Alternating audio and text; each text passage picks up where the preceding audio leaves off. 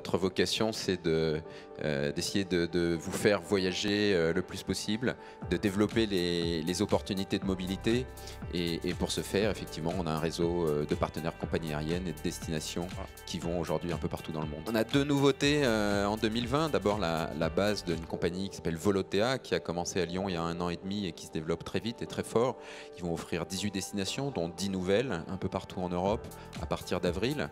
Et puis la nouvelle de la semaine dernière, c'est l'ouverture d'un vol direct Lyon-Doha au Qatar, avec la compagnie Qatar Airways, qui a un hub international très efficace et de très grande qualité à Doha.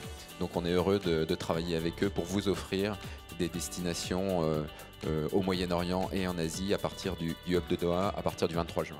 On a une grande ambition, c'est d'adapter nos infrastructures aux besoins de nos clients, et dans un aéroport c'est un peu trop souvent le contraire. Donc aujourd'hui on va ouvrir cette année effectivement la Premium Experience pour les voyageurs qui recherchent avant tout fluidité, agilité, rapidité. Ok, et ben on va découvrir tout de suite le trophée de l'international remis par Lyon Airport ce soir ici. Donc le trophée de l'international est attribué à la boulangerie des gourmets, qui est représentée par Jean-Marc Lermite. Bravo encore.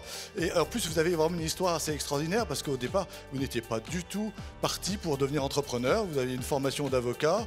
Et puis, comme ça, un jour, vous décidez de vous mettre voilà, les pieds à l'étrier, de partir sur le chemin de l'entrepreneuriat. Comment ça s'est passé pour vous?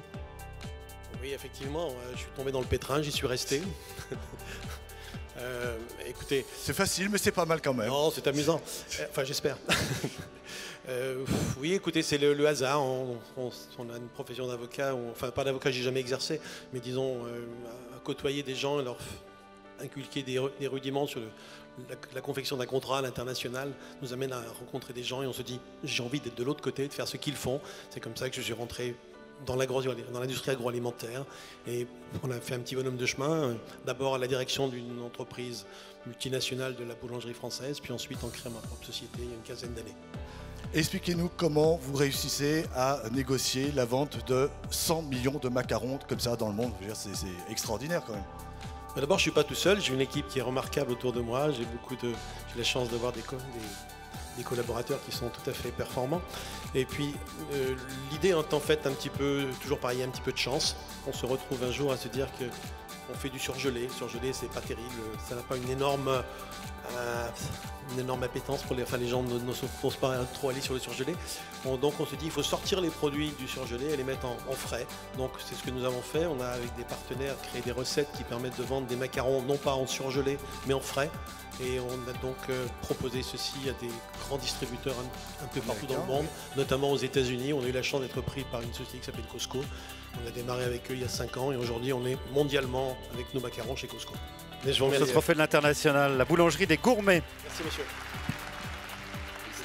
On vous laisse aller prendre une photo tous les deux. Photo souvenir à hashtaguer, comme on dit, TD fait.